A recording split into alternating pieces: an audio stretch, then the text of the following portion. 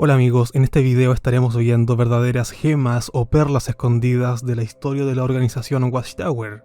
Declaraciones o cosillas un tanto descabelladas y desconocidas que los testigos de Jehová alguna vez dijeron o dieron a conocer a través de sus publicaciones y que hoy simplemente se desconocen o han quedado en el olvido.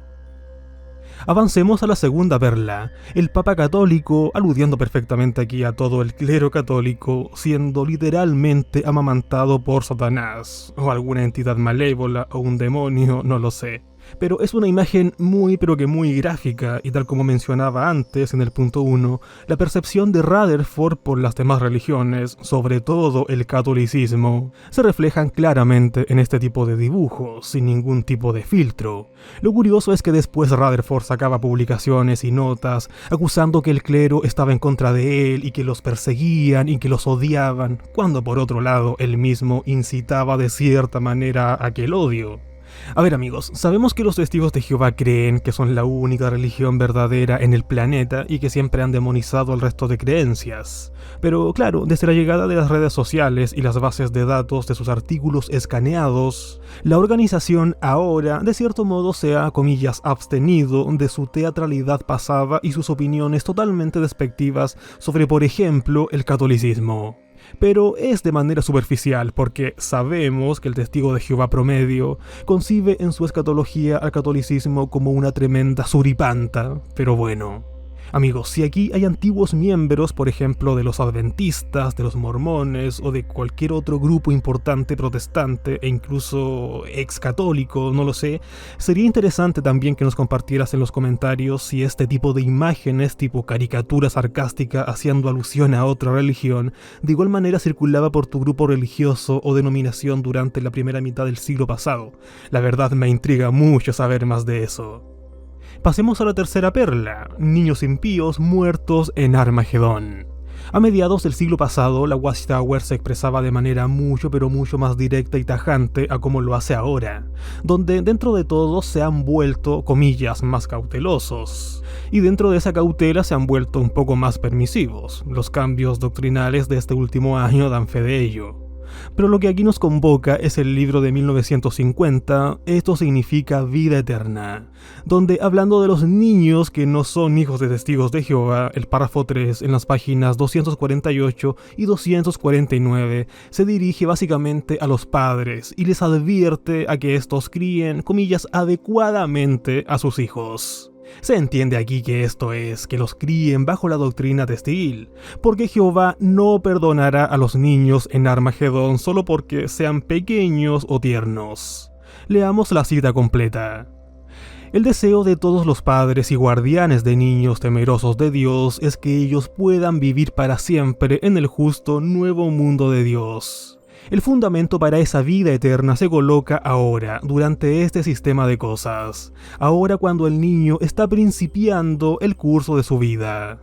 Nuestro tema, criando a hijos en el favor divino, no se refiere a la crianza de los hijos de los sobrevivientes del Armagedón en ese nuevo mundo, cuando todas las condiciones circunstantes y todos los poderes que estén en operación tengan por objeto ayudar a los que viven a hacer la justicia. No, sino que se refiere a la crianza de hijos que nacen ahora, antes de la batalla del Armagedón. No solo está en peligro la vida de todos los niños por causa de la proximidad del Armagedón, sino que también está implicado su destino eterno. La vista anticipada y profética que tenemos de la destrucción de la cristiandad en el Armagedón descubre el hecho alarmante de que la vida de los niños impíos no se perdonará por las fuerzas ejecutoras de Dios solo por causa de su tierna edad. Por esto los padres serán mayormente responsables por lo que suceda a su prole joven en el Armagedón. Ahora bien, y con esta visión tétrica de Dios, y tal como mencionaba al principio de este punto, la mayoría de estas declaraciones descabelladas han quedado tal vez en el pasado testigil, pero no siempre, porque siempre quedan esquirlas de ello. El mejor ejemplo fue Stephen Led acusando a los bebés de ser pequeños enemigos de Dios. A veces alguien ve un bebé y dice, míralo, si es un angelito. Pero sería más exacto decir, mira, es un pequeño enemigo de Dios. Pasemos a la cuarta perla y vayamos a esta imagen doble de la revista The Golden Age del 31 de marzo de 1934 en sus páginas 592 y 593. Es una imagen al puro estilo de ¿Dónde está Wally? Y es muy interesante porque representa el cómo Rutherford y la Watchtower veían el mundo en la década del 30, donde por supuesto todo era negativo y lo único positivo era la propia Watchtower. La imagen presentaba a Cristo si éste volviese y cómo se encontraría el mundo. Notemos por ejemplo a la Estatua de la Libertad siendo saqueada y asaltada, o a un economista o tal vez profesor de economía negándole una donación a una pequeña niña pobre, o la especie de becerro de oro siendo adorado y montado en tal vez el capitalismo, o a este oficial nazi maltratando a un rabino judío, o la madre católica caminando y siendo intocable, o los líderes mundiales negociando la paz arriba de un tanque, o la larga fila de las protestas, o una ramera embriagándose y sentada en los hombros de un gordo. La verdad es una imagen muy curiosa y tal vez el único pasatiempo que un niño testigo de Jehová de la época podría ver o tal vez colorear en 1934. Pasemos a la quinta perla y hablemos de las mujeres. ¡Mujeres! El mismo libro que veíamos anteriormente, Esto significa vida eterna, también destinaba un capítulo a ellas titulado Privilegios de la mujer. Atención con lo que se decía en la página 157 respecto al cabello de estas y cómo su pelo es ligado a la sujeción del hombre. Dios creó una señal natural de sujeción en la mujer, a saber, su cabello largo. ¿No les enseña la misma naturaleza que si el hombre tiene el cabello largo es para él una deshonra, más si la mujer tiene el cabello largo es para ella gloria? Porque su cabello se le da en lugar de un velo. Básicamente se decía que el hombre lleve su cabello corto para honrar a Jehová y que la mujer lleve su cabello largo para honrar a Jehová y también para mantenerse en sujeción a su esposo, porque su cabello largo le fue dado por Jehová en lugar de un velo. Sí, en lugar de un velo. En este punto es imposible no pensar, amigos, en esas mujeres testigos de a mediados del siglo pasado que estaban casadas y que por esas cosas de la vida llevaban su cabello corto, lo cual es una completa posibilidad.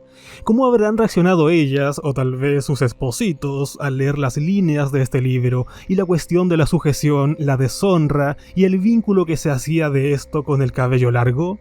Pero bueno, también se decía que el hombre tenía que tener el cabello corto porque si se lo dejaba largo era también una deshonra para él. En la Biblia, al menos en la de los testigos de Jehová, Sansón y Absalón fueron los únicos hombres mencionados con cabello largo. El cabello largo de Sansón, de hecho, era la fuente de su fuerza. Sí, una Rapunzel cualquiera. Absalón, por otro lado, el hijo del rey David, también era conocido por su cabello largo y espeso. La Watchtower hoy en día recomienda obliga encarecidamente a que los hombres tengan el pelo corto. Recordemos que recientemente se permite la barba. El cuerpo gobernante anunció esto de la barba porque, según ellos, no había evidencia bíblica concreta para prohibirlas. Aunque ni siquiera hablaron de los hermanos que alguna vez fueron ridiculizados cuando se las dejaron, pero bueno. Volviendo al punto que nos convoca, terminemos de leer todo el párrafo en cuestión, para comprender el cómo los testigos de Jehová perciben a la mujer, y esta percepción sin duda que no ha cambiado mucho con el paso de los años. Atentos con el final, porque se dice que básicamente la principal culpable de lo que pasó en el paraíso fue, sí, la mujer. Dios no creó al primer hombre y a la primera mujer al mismo tiempo como gemelos e iguales en poder y gloria. Creó primeramente al hombre para que trabajase en el jardín y le dio ciertas instrucciones acerca de cómo vivir para siempre, y también lo usó para nombrar a todas las criaturas inferiores. Después de eso, la mujer fue creada como hueso de sus huesos y carne de su carne, y por esto no independiente de él, sino para que fuera una ayuda idónea para él. Había cosas que ella tenía que aprender de Adán, el primer humano que se había creado. No era negocio de ella cambiar los nombres de los animales para agradar su gusto femenino. cuando ella procedió contrario a lo que Dios le había dicho al hombre, y consideró que el hombre había sido engañado por Dios, entró en dificultades y colocó dificultades en el camino del hombre. Si ella hubiese ejercido su gestión teocrática con plena confianza, la felicidad paradisiaca habría continuado para ella y para su esposo. Sí, la culpa es de las mujeres. ¡Mujeres! Me gustaría agregar, amigos, que en mi video número 159 hablé del sexismo de Rutherford en la Watchtower. Pasemos a la sexta perla y continuemos con nuestro libro rojo. Esto significa vida eterna. El capítulo titulado Escribiendo los nombres en el libro nos entregaba otra pildorita de aquellas. La Watchtower solía enseñar que después de que Satanás y los demonios fueran liberados por última vez para engañar al hombre, recordemos esto tras los 1000 años del reinado milenario de Jesús, estos no serían destruidos, sino enviados de regreso al lago de fuego y azufre, donde serían básicamente torturados por toda la eternidad. El párrafo 7 de la página 303 enseñaba: aunque los devotos que sobreviven a la prueba no pueden verlo con el ojo natural, el diablo y sus demonios, que desviaron a las huestes humanas rebeldes, son arrojados al lago de fuego y azufre. Ese es el mismo lugar a donde fueron arrojados la bestia y el falso profeta simbólicos 1000 años antes de eso, cuando todavía eran instituciones vivientes y activas, capaces de sentir el tormento de su caída vergonzosa en la destrucción. La declaración de que la bestia salvaje y el falso profeta y Satanás han de ser atormentados día y noche para siempre jamás en ese lago, prueba que Satanás y sus demonios nunca serán soltados de la destrucción como una vez fueron soltados del abismo. Incluso aquí podríamos leer la pregunta del párrafo, la cual decía: ¿a dónde es arrojado entonces el diablo? ¿Cómo es atormentado para siempre? Todo esto es bastante curioso porque, siendo testigos de Jehová, se nos enseñó como la verdad, que Satanás y los demonios serían destruidos pasados los 1000 años, no torturados para siempre, cual infierno. Pero hay más. El siguiente párrafo enseñaba que si eras rebelde en el transcurso de estos 1000 años, sí, también serías sumergido en ese lago de fuego. El párrafo 8 de la página 304 complementaba: los que se porten con rebeldía durante los 1000 años habrán probado que son indignos de ser inscritos en el libro de la vida, y serán arrojados al lago de fuego, la muerte segunda, sin esperar la prueba general y final al fin del milenio. Así es, amigos, una concepción apocalíptica y milenaria realmente tétrica. Bueno, aunque si lo pensamos bien, la actual sigue siendo tétrica, pero bueno. Todo esto, amigos, era enseñado como la verdad a mitad del siglo pasado, cuando la luz aún no se hacía más brillante. Pasemos a la séptima perla, y hablemos de salud. Comencemos con el aluminio, y para ello veamos esta imagen de la revista The Golden Age del 23 de septiembre de 1936 en su página 806. En el pasado, la Watchtower creía que el aluminio en los utensilios de cocina era básicamente veneno. Y según creían, era la AMA, que eran las siglas de la Asociación Americana de la Investigación Médico-Física, junto a los químicos del mundo, los responsables de estar envenenando deliberadamente a la gente. La cabra muerta en esta imagen representaría al público, muerto por utilizar ollas envenenadas con aluminio. De hecho, la revista The Golden Age del 26 de septiembre de 1936 se refería al periodista de AMA y se le acusaría de ser uno de los escritores más viles de los Estados Unidos, porque además era del tipo de judíos que habían crucificado a Jesucristo. Sin duda una declaración bastante antisemita que poco y nada tenía que ver con el aluminio, pero de alguna manera lo conectaban.